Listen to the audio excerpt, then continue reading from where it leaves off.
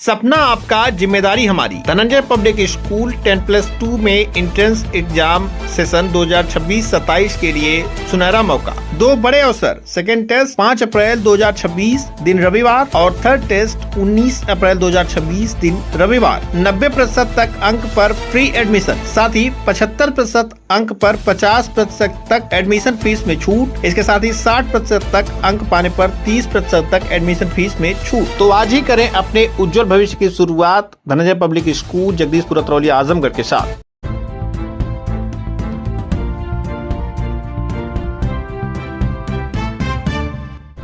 नमस्कार, आप देख रहे हैं तेज न्यूज। मैं हूं आपके साथ विनोद राजभर। आइए शुरू करते हैं खबरों का सिलसिला।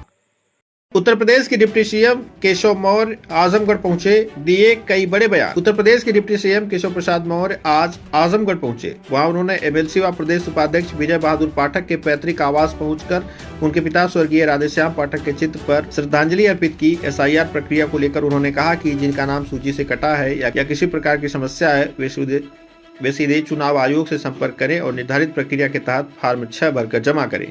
महिला आरक्षण को लेकर बड़ा बयान देते हुए उन्होंने कहा कि यह 2034 के बजाय अब 2029 में ही लागू होने जा रहा है। उन्होंने कहा कि पहले सरकारों ने आधी आबादी को नजरअंदाज किया, जबकि प्रधानमंत्री नरेंद्र मोदी ने संसद में महिला आरक्षण पर चर्चा कर नारी शक्ति को बढ़ावा दिया।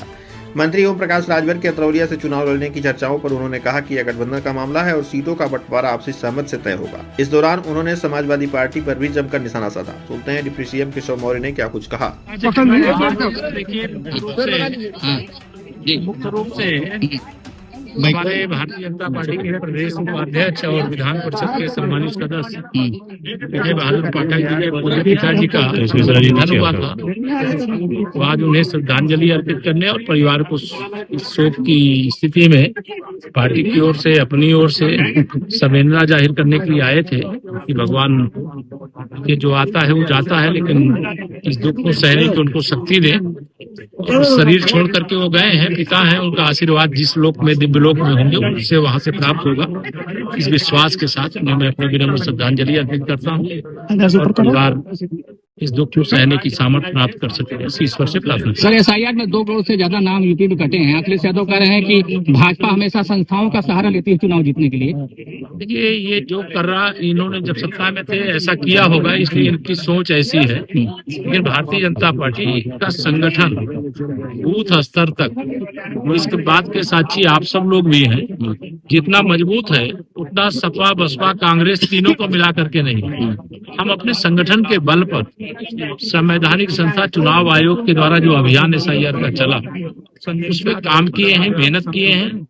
और जिनके नाम कटे हैं उसमें कई मतदाता ऐसे हैं जो स्वर्गवासी हो गए हैं, सूची में थे। कई ऐसे जो स्थानांतरित हो गए थे, ऐसे नाम भी हैं। और कोई घुसपैठिया रहा होगा तो ऐसे नाम भी कटे होंगे। लेकिन अभी भी जिनके नाम कटे हैं, चुनाव आयोग का निर्देश भी मिला है कि जिनके नाम कटे हैं वो फॉर्म 6 भर दें। जो गलत नाम है काटने वाले फॉर्म 7 भर दें। कोई त्रुटि है तो फॉर्म 8 भर दें। यह चुनाव आयोग का निर्देश है और उस निर्देश का पालन करने की जगह नौटंकी करते हैं अखिलेश यादव जी की। महिला आरक्षण बिल पर कैसे देखते हैं? इस महिला में कोई फायदा होगा क्या? क्या महिला आरक्षण को लेकर संसद में ये भारत की आधी आबादी को न्याय बहुत पहले मिलना चाहिए था, लेकिन यह भी जो सबसे श्रेष्ठतम काम है देश के लिए, तो माननीय प्रधानमंत्री श्री नरेंद्र मोदी जी के नेतृत्व वाली सरकार कर रही है। कांग्रेस 70 साल शासन किया, कुछ नहीं किया। माननीय मोदी जी के नेतृत्व अभी हमारा 12वां साल है। वैसे 2034 में ये लागू होने की उम्मीद थी, लेकिन वह 2034 के लोकसभा चुनाव से ही जो आधी आबादी को अधिकार देने का फैसला लिया है। और एक नहीं अनेक, बेटी बचाओ बेटी पढ़ाओ से लेकर के हर क्षेत्र में बेटियों को, महिलाओं को आगे बढ़ाया। गांव की गरीब महिलाओं को लखपति दीदी बनाया। तो ये अनेक अभियान ऐसे चले हैं जिनके आधार पर देश की आधी आबादी आत्मविश्वास से भरी है और वहाँ माननीय प्रधानमंत्री नरेंद्र मोदी जी के प्रति भरोसा रखती है कि उनको अधिकार जो मिलेगा और मोदी जी के नेतृत्व। सर, एसआईआर में इससे महिलाओं को सर फायदा है कि चुनावी स्टैंड है?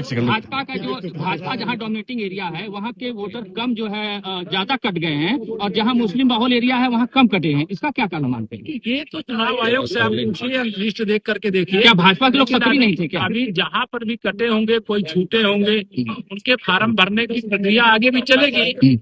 अगर हमारे लोग छूटे होंगे तो हम भरवाएंगे फार्म, किसी विरोधी दल के लोग होंगे तो अपना वो भरवाएंगे। लेकिन हम अपने जो समर्थक मतदाता हैं उनके लिए जरूर हम लोग काम कर रहे थे और आगे भी काम करें। सर, पश्चिम बंगाल को लेकर के क्या? पश्चिम बंगाल में कमल खिलने जा रहा है। तरौलिया में तरौलिया में ओम प्रकाश राजभर जी दावा ठोक रहे हैं कि जो है गठबंधन के फैसले होते हैं ये उस समय के। सर, धुरंधर पे जो रहमान डकैत अखिलेश यादव की तुलना की गई, सर बड़ा समाजवादी पार्टी बड़ा नाराज थी, कह रही थी भाजपा को कोई प्रश्न नहीं होंगे कौन क्वेश्चन लगाया कौन नहीं लगाया, लेकिन श्री अखिलेश यादव ही, चाहे अतीक अहमद जैसे अपराधी आज नहीं है इस दुनिया में, चाहे मुख्तार अंसारी जैसे अपराधी, इन सबको किसने मतलब बढ़ाया था, किसने संरक्षण दिया था सत्ता का, यह पूरा प्रदेश जानता है, पूरा देश जानता है। इसलिए सर अतीक के किरदार में भी उन्होंने सवाल उठाए थे।